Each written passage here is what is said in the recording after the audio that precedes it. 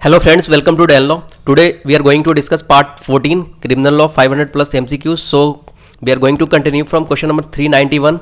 So question number 391 talks about A finds a watch on the floor of state transport bus while he was leaving it as the last passenger. He picked it up and kept it in his pocket instead returning it to the state transport authorities. Next day he sold it. A is liable for what? जाहिर सी बात है criminal miss appropriation. अब उसको बेच दिया. अब यहाँ पे क्या है कि क्रिमिनल मिस एप्रोप्रिएशन हो जाएगा. आईपीसी सेक्शन 403 आईपीसी आप इसको देख लीजिएगा. Okay 392 A with the intention to kill her husband.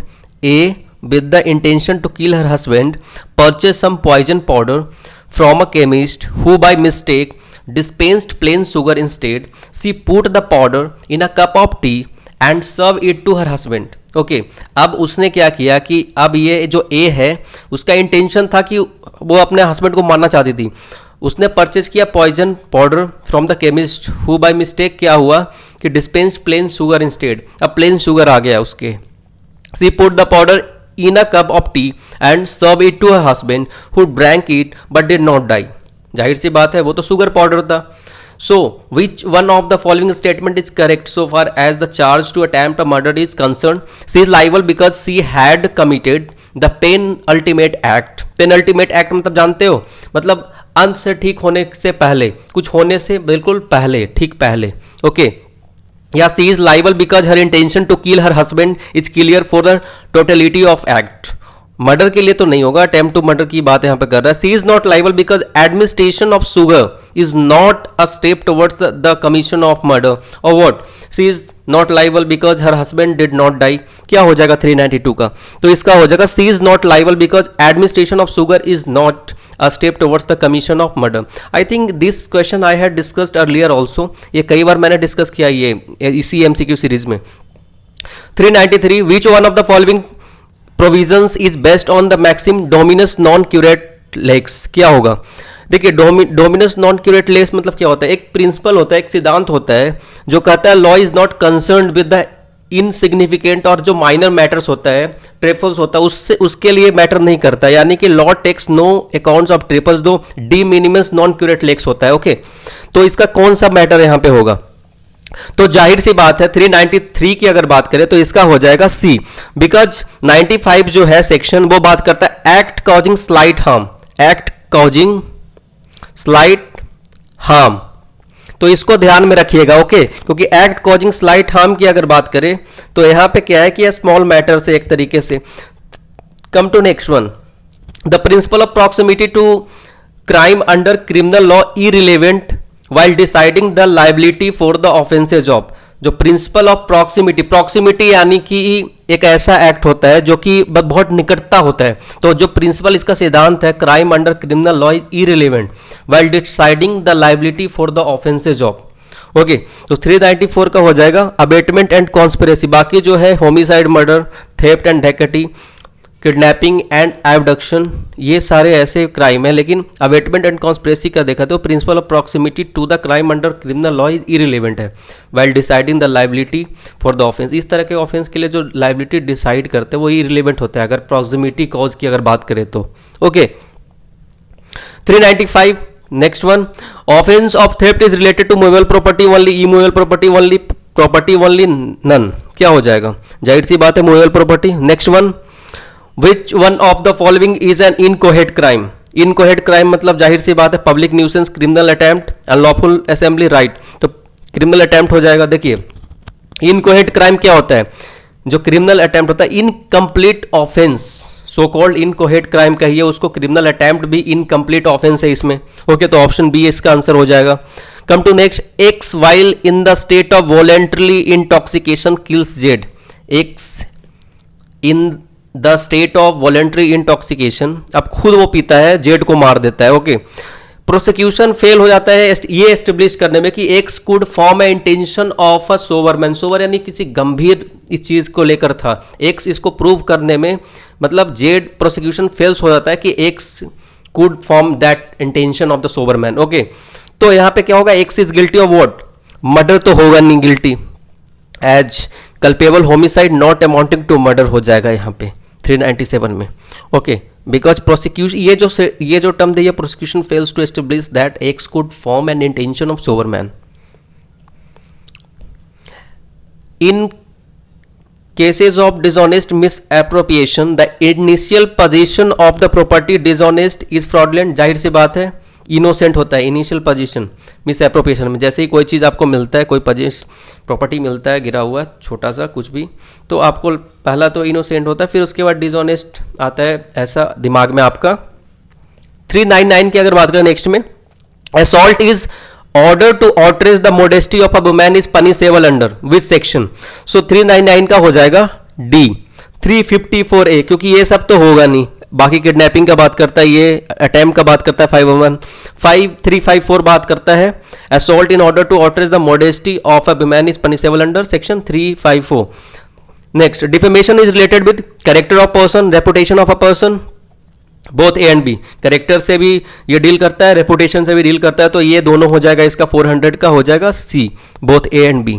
Next one, the offence of criminal conspiracy lies not in doing the act और effecting the purpose for which the conspiracy is form but in the forming of the scheme between the parties. A criminal conspiracy consist of an international act of one person, ये तो गलत है, international होगा, international होगा। An agreement of 2 और more persons to do unlawful act और lawful act by unlawful means क्या होगा 401 का, तो इसका जाहिर सी बात है बी हो जाएगा। देख लीजिए इसको ध्यान से, क्रिमिनल कॉन्स्पिरेसी की बात कर रहा है। आईपीसी सेक्शन कौन सा है क्रिमिनल कॉन्स्पिरेसी का, बताइएगा आप कमेंट में। 402, which is one of the following statements correctly describe the concept of mens rea. देखिए, mens rea needs be present at the stage of planning but not at the stage of commission of the offense. Mens rea should be excluded unless the statute specifically requires it to be proved. Absolute prohibition is not required to negate mens rea. If the statute is silent, देखिए statute यानी जो law of land होता है, जो legislature बनाता है, statute अगर silent है अबाउट मेंस रिया, आपने पढ़ा होगा क्रिमिनल लॉ में, okay, as a general rule it should be read into the statute. Okay, तो डी हो जाएगा 402 का। 403, A attacks Z under such circumstances, A attack करता है जेड पे उस सर्कमस्टांसेज में जो ग्रेव एंड सडन प्रोवोकेशन होता है, जाहिर सी बात है फिर Z would be culpable homicide not amounting to murder. अब मर्डर नहीं होगा क्योंकि मर्डर के एक्सेप्शन में फॉल हो जाएगा, क्योंकि ग्रेव एंड सडन प्रोवोकेशन में ए ने अटैक किया जेड पे, अब जेड का तो हैप्पी बर्थडे होता है, ये जेड की डेथ हो जाती है। ओके, अब आगे अगर देखा जाए यहाँ पे तो बताया गया है क्या, B having ill will towards Z, B का कहीं ना कहीं ईल विल होता है टुवर्ड्स जेड की तरफ। ओके, और इंटेंशन भी होता है इसको मारने का, मतलब इंटेंशन भी बी का इन्वॉल्व होता है। And not having been subject to the provocation. Okay, assist A is killing Z, अब असिस्ट किया कि ए किल जेड को मारा। अब यहाँ पे देखिए कायदे से देखा जाए ऑप्शन तो बी गिल्टी है मर्डर के लिए, इंटेंशन होता है, be guilty of murder and A is guilty of culpable homicide, क्योंकि वो मरा और ये एक्सेप्शन में फॉल करता है, इसीलिए ए मर्डर के लिए लाइबल नहीं है, लेकिन बी मर्डर के लिए लाइबल है। A culpable homicide not amounting to murder के लिए लाइबल है। Next one, not being armed with deadly weapon and not expressing any intention to kill, A tried B to an electric pole. अब A ने क्या किया, tight कर दिया किसको, बी को इलेक्ट्रिक पोल से, रोप से। Okay, assaulted him as a result of which B died, एक कमिटेड, अब इंटेंशन था नहीं, कुछ भी नहीं था, 302 तो लगना ही नहीं है। 304 है यहाँ पे क्या, नेग्लिजेंस वगैरह एक्ट का नेग्लिजेंस वो लगेगा नहीं। 326 बात करता है, बाकी बचा हुआ है। 326 क्या बात करता है, voluntarily causing grievous hurt by dangerous weapon. Okay, तो ये हो जाएगा। ओके, समझ में आ गया। 405 की अगर बात करें, विच one of the following statement is correct, कौन इनमें से करेक्ट है। Inevitable accident is not defence at all but only a denial of liability, inevitable accident is not denial of liability but only defence, inevitable accident is both, defence भी हो गया और denial of liability भी होगा, ये answer इसका हो जाएगा 405 का सी। 406, ध्यान से पढ़िएगा इसको, एक्स और वाई, एक बार ध्यान से आप इसको देख लीजिए। X and Y were about to travel from Jammu Tawi to Delhi. Okay, X and Y buy the same train, Y had 2 tickets, Y के पास 2 टिकट्स होते हैं, ठीक है, 2 टिकट्स होते हैं फॉर पठानकोट के लिए, okay, and X had a ticket from Delhi, okay, and X voluntarily handed over his tickets, okay, X voluntarily handle किया अपने टिकट को, okay, over his ticket to Y, okay, in order to check that it was the right one, Y under the pretence of returning excess tickets, अब उसने क्या किया, substitute कर दिया, मिला दिया, एक जैसा लग रहा था, it by one of his own and kept X ticket, okay, X tickets उसने रख लिया, ओके। अब यहाँ पे है what offence did Y commit, Y क्या ऑफेंस कमिट किया है यहाँ पे, तो जाहिर सी बात है यहाँ पे मिस एप्रोप्रिएट किया है 406 के, इसके एग्जाम्पल को ध्यान से पढ़िएगा, ठीक है। तो इसमें क्या है कि उसने मिस एप्रोप्रिएट किया है, इंटेंशन उसका ख़राब था, उसको पता था that things belongs to that person, और उसके बाद भी वो उस चीज़ को रख लिया। 407 which one of the following statement is not correct, इनमें से कौन सा सही नहीं है। Abetment can be committed by mere silence, an abettor is liable for the abetment even if the abetted act is not committed. If awaited person is not liable for committing the awaited act, the awaiter cannot be held liable.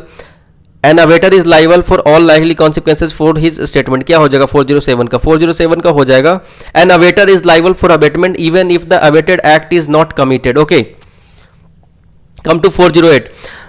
The offense of theft becomes robbery when it is, देखिए बहुत चीज़ें लिख दी गई है, लेकिन इसमें coupled with इमिनिएंट danger जैसे ही लिख दिया तो आंसर यही हो जाएगा।